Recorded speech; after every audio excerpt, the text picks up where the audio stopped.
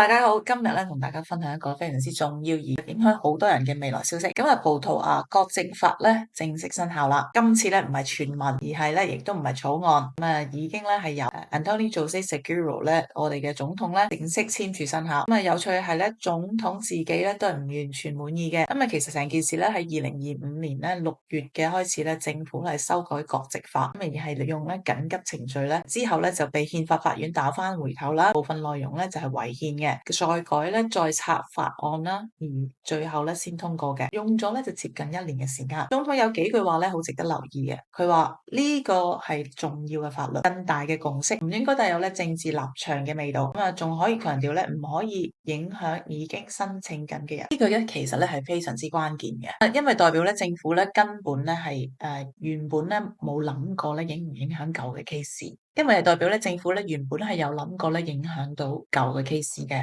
最實際咧，大家就想知嘅咧入籍咧究竟咧係難咗幾多咧？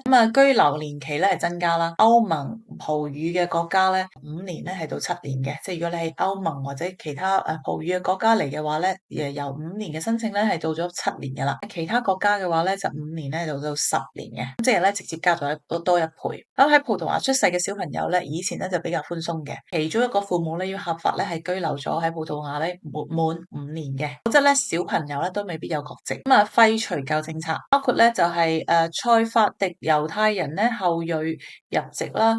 就係2015年開始呢個法例咧，就部分咧前殖民地相關嘅特殊安排咧，都會收窄咗入籍嘅渠道嘅。咁對於我嚟講咧，我覺得呢個係好消息啦嚇，因為佢實在太多殖民地嘅國家咧入去葡萄牙啦。最近已經申請緊嘅人咧係點算咧？消息嘅就係咧法律寫明舊 case 用舊制度，但問題係咧冇過渡期，即係冇 transition period。係咧新舊制度咧到時機咧係好緊要。仲有更大一個炸彈咧就係咧未決定同一時間仲有另外一條法咧，就係犯重罪咧，係可以被剝奪國籍。條件係咧入籍咗之後咧15年咧嘅犯罪咧，判刑咧多過5年嘅話咧，有機會咧被剝奪國籍嘅。至25年之後咧，先至可以重新咧再申請個國籍。咁呢條法咧仲等緊憲法法院咧決定嘅。政府咧對於反對派咧佢分歧係喺邊度咧？政府例如咧 António Leitão Amaro 咧就話咧呢個係全個國家嘅勝利，修正咗以前咧太寬鬆嘅政策。反對派咧就完全唔同嘅講法喎。所以 Luís Carneiro 咧另外一個政治家咧就話政府咧太政治化啦。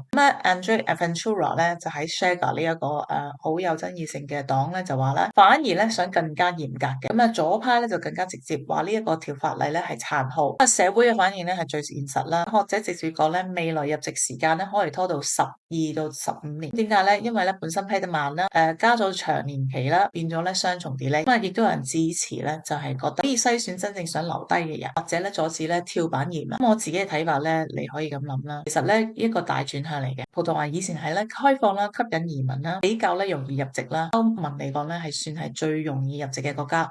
由2023年開始咧，其實佢一直好有個 open policy 咁滯啦嚇，打開道門咧，連工作證都唔需要咧就入到嚟㗎啦嗰陣時。依家變咗咧更加嚴格啦，同埋保守嘅，更加強調控制。最大問題咧唔係控制，收緊制度本身咧已經好慢。如果咧你等批居留咧已經幾年啦，咁佢再加上10年入籍咧都唔知要等幾耐，咁即係話一個超長嘅等待遊戲。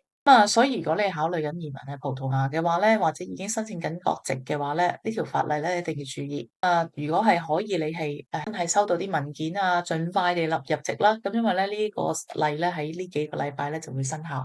咁如果你可以咧盡快地入籍嘅話咧，就我會建議咧就盡快搞。咁就希望咧大家可以成功咧就過咗嗰個關，咁入咗籍先。